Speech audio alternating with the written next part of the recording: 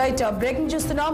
తెలంగాణలో పెను సంచలనం సృష్టించిన కాళేశ్వరం ఎపిసోడ్ చుట్టే రాష్ట్ర రాజకీయాలు చక్కర్లు కొడుతున్నాయి.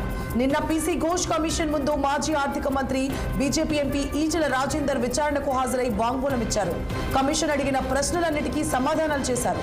అప్పటి కేబినెట్ ఏకాభిప్రాయం మేరకే కాళేశ్వరం ప్రాజెక్టు నిర్మించాలని నిర్ణయించామని, ప్రాజెక్టు నిర్మాణం కోసం హరీష్ రావు నేతృత్వంలో కేసీఆర్ సబ్ కమిటీ వేశారని తెలిపారు.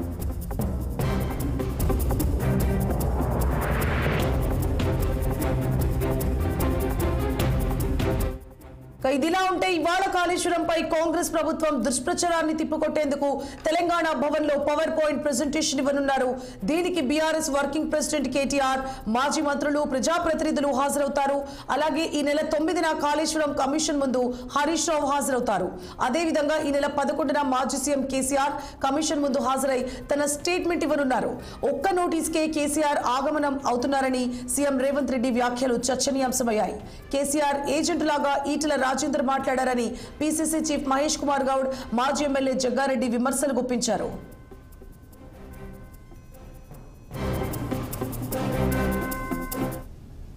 రైట్, ఇదే అంశానికి సంబంధించి మరిన్ని అప్డేట్స్ ని మా political bureau chief Ram live లో అందించడానికి సిద్ధంగా ఉన్నారు.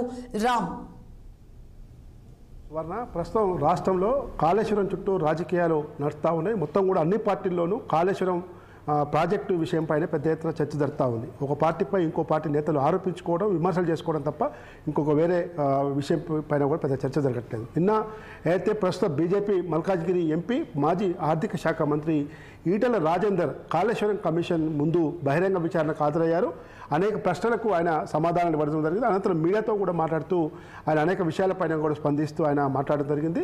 అప్పటి ముఖ్యమంత్రి కేసీఆర్, అప్పటి రాష్ట్ర క్యాబినెట్ నిర్ణయం మేరకే కాళేశ్వరం ప్రాజెక్టు కట్టాలని చెప్పి నిర్ణయించాము. అందుకు నిధుల సమీకరణ కోసం కాళేశ్వరం ప్రాజెక్టు కార్పొరేషన్ కమిటీ కూడా ఏర్పాటు చేశామని చెప్పారు.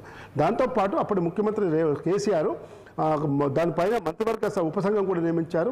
మాజీ మంత్రి, అప్పటి మంత్రి హరీష్ రావు నేతృత్వంలో నేను, తర్వాత ఇప్పుడున్న ప్రస్తుతం ఉన్న మంత్రిగా ఉన్న తుమ్మల నాగేశ్వరరావు ముగ్గురం కూడా సబ్ కమిటీలో ఉన్నాము. అయితే ఇప్పుడు మమ్మల్ని ప్రశ్నిస్తున్న పీసీ ఘోష్ కమిషన్ ప్రస్తుతం మంత్రిగా ఉన్న తుమ్మల నాగేశ్వరరావు కూడా ప్రశ్నిస్తారా అని చెప్పి ఆయన ప్రశ్నించడం జరిగింది. ఇది కేవలం అప్పుడు తుమ్మడిహట్ వద్ద ఎందుకు నిర్మించలేదని చెప్పి అన్నదానికి కూడా అప్పుడు మహారాష్ట్ర ప్రభుత్వము కేంద్ర జలవనరుల సంఘము అక్కడ నిర్మించొద్దు, అక్కడ నిర్మిస్తే ప్రాబ్లమ్స్ వస్తాయని చెప్పి లేఖ రాసింది. కాబట్టే కాళేశ్వరం వద్ద ఈ 3 బరాజులు చేపట్టాల్సి వచ్చిందని చెప్పి కూడా ఆయన స్పష్టంగా చేసిండ్రు. అప్పుడు టెక్నికల్ అంశాలు కానీ ఇతర అంశాలన్నీ కూడా అధికారులు చూసుకోవాలి.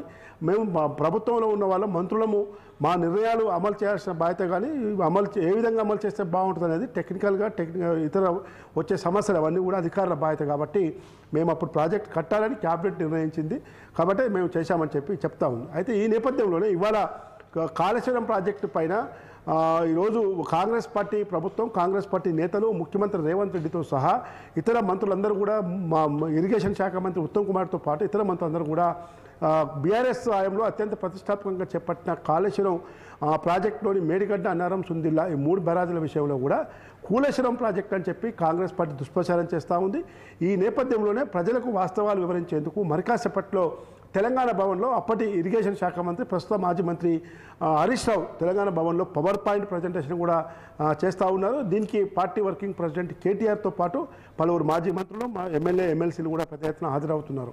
కాబట్టి ఈ పరిస్థితుల్లో నిన్న ఈటెల రాజేందర్ ఏదైతే కమిషన్ ముందు హాజరై మీడియా ముందు చేసిన వ్యాఖ్యల పట్ల పీసీసీ చీఫ్ మహేష్ కుమార్ గౌడ్, అదేవిధంగా సీనియర్ నేత మాజీ ఎమ్మెల్యే జగ్గారెడ్డి కూడా ఈటెల రాజేందర్పై తీవ్రస్థాయిలో విరుచుకుపడ్డారు. కేసీఆర్ ఏజెంట్లా, బీఆర్ఎస్ పార్టీ ఏజెంట్లా ఈటెల రాజేందర్ మాట్లాడాలని చెప్పడం జరిగింది. దీన్ని ఇమ్మటే ఈటెల రాజేందర్ కూడా పీసీసీకి రాజకీయ అవగాహన లేదు, ఆయన ఒక దద్దమ్మని కూడా వ్యాఖ్యలు చేస్తూ మరొకసారి ఆయన మండిపడి జరిగింది. మొత్తం మీద ఈ పరిస్థితుల నేపథ్యంలో ఈ నెల 5వ తేదీనే కేసీఆర్ కాళేశ్వరం కమిషన్ ముందు హాజరు కావాల్సి ఉన్నప్పటికీ ఆయన సమయాభావం రీత్యా మళ్ళీ సమయం అడిగారు. ఈ నెల 11వ తేదీన హాజరు కావాలని చెప్పి పీసీ ఘోష్ కమిషన్ కేసీఆర్కు నోటీస్ సర్వ్ చేసింది. ఈ పరిస్థితుల నేపథ్యంలో ఇప్పటికే అప్పటి ఆర్థిక శాఖ మంత్రి, ప్రస్తుతం బీజేపీ ఎంపీ ఈటెల రాజేందర్ ఈరోజు నిన్న అటెండ్ అయ్యాడు.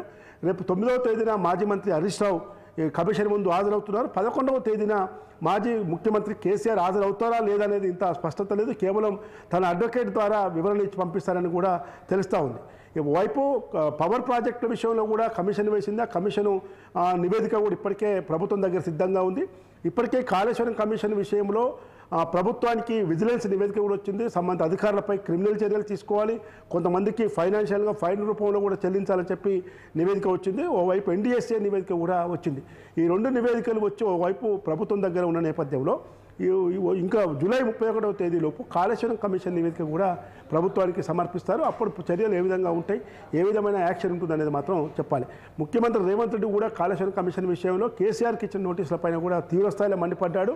ఒక్క నోటీస్కే కేసీఆర్ ఆగమం అవుతున్నాడు, భవిష్యత్తులో ఇంకా సినిమా చూపిస్తామని కూడా ఆయన చెప్పడం జరిగింది. ఈ నేపథ్యంలోనే మొత్తం కూడా రాష్ట్రంలో అధికారంలో కాంగ్రెస్ పార్టీ, అటు బీజేపీ పార్టీ, ఇటు BRS పార్టీ, ఈ 3 పార్టీల మధ్య కూడా మొత్తం కాళేశ్వరం కమిషను, కాళేశ్వరం ప్రాజెక్టు చుట్టే రాష్ట్ర రాజకీయాలు నడుస్తున్నట్టుగా మనం భావించాలి. సువర్ణ రామ్, అయితే ఈటల రాజేందర్ ఏదైతే పాయింట్ రైజ్ చేశారో అప్పటి సబ్ కమిటీలో నాతో పాటు తుమ్మల నాగేశ్వరరావు గారు కూడా ఉన్నారు, ప్రస్తుతం ఆయన మంత్రిగా కొనసాగుతున్నారు అధికార పార్టీలో అంటున్నారు. మరి దీని పట్ల BRS ఎలా స్పందిస్తోంది అంటే, ప్రతిపక్షంలో ఉన్న ఈటల రాజేందర్కి నోటీసులు వెళ్ళాయి, అలాగే ప్రధాన ప్రతిపక్షంలో ఉన్న BRS పార్టీ మాజీ ముఖ్యమంత్రికి కూడా నోటీసులు వెళ్ళాయి. మరి తుమ్మల నాగేశ్వరరావుని కూడా విచారించే అవకాశాలు ఉన్నాయి ఆ PC కమిషన్ ఘోష్ అంటే నిన్న ఈటల రాజేందర్ ఏదైతే ప్రస్తుత మంత్రి అప్పుడు కాళేశ్వరం ప్రాజెక్టు కోసం సబ్ కమిటీ వేశాడు. అప్పుడు కూడా తుమ్మల నాగేశ్వరరావు మంత్రిగా ఉన్నాడు BRS సాయంలో. కాబట్టి అప్పుడు సబ్ కమిటీలో కీలక నిర్ణయాల్లో భాగస్వాములైన ప్రస్తుత మంత్రి తుమ్మల నాగేశ్వరరావును కూడా పిలిపిస్తారా అని చెప్పి ఆయన కమిషన్ ప్రశ్నించడం జరిగింది. అయితే కమిషన్ ఎలాంటి నిర్ణయం తీసుకుంటుంది, ఏ విధమైన అసలు అతను నోటీసులు ఇస్తుందా లేదా, అసలు విచారణలో భాగస్వామ్యం చేస్తుందా లేదా అనేది కమిషన్ నిర్ణయాధికారాన్ని బట్టి ఉంటుంది. కానీ అప్పటి IAS IPS అధికారితో పాటు నిర్మాణ సంస్థల భాగస్వాములైన ప్రైవేటు కంపెనీలు, సబ్ కాంట్రాక్టర్లు, ఇతర ఇంజనీర్లు, నీటిపారుదల శాఖ అధికారులు అందరినీ కూడా దాదాపు 15 నెలల కాలంలో వందలాది మందిని అధికారులను కానీ ఇతర సంబంధించిన వ్యక్తులను కానీ కాళేశ్వరం కమిషన్ విచారించింది. ఇప్పటికే గడువు పొడిగిస్తూ వస్తున్న నేపథ్యంలో కొన్ని రాజకీయ విమర్శలు కూడా వస్తూ ఉన్నాయి. ఈ నేపథ్యంలోనే CBIకి ఇవ్వాలని, CBI ఎంక్వైరీకి కూడా ప్రభుత్వం లేఖ రాయాలని చెప్పి బీజేపీ మధ్యలో ఒక వాదాన్ని తీసుకొచ్చింది. కాబట్టి ఈ పరిస్థితుల నేపథ్యంలో చివరికి అసలు కాళేశ్వరం కమిషన్ నివేదిక వచ్చిన అనంతరం ఎలాంటి చర్యలు ఉంటాయి, నిజంగా మాజీ ముఖ్యమంత్రి కేసీఆర్ని బాధ్యుని చేస్తూ, మాజీ మంత్రి హరీష్ రావుని బాధ్యుని చేస్తూ చర్యలు తీసుకుంటుందా కాంగ్రెస్ ప్రభుత్వం? అప్పుడు బీజేపీ ప్రభుత్వం, కేంద్రంలో ఉన్న అధికారంలో ఉన్న బీజేపీ ప్రభుత్వం ఏం చేస్తుంది? లేదు, కేవలం అధికారులను బాధ్యులు చేస్తూ ఏదైతే విజిలెన్స్ నివేదిక వచ్చిందో ఆ విధంగానే దీని సమస్య సమసిపోతుంది అనేది మాత్రం మనం వేచి చూడాలి. Right, thank you for the updates Ram.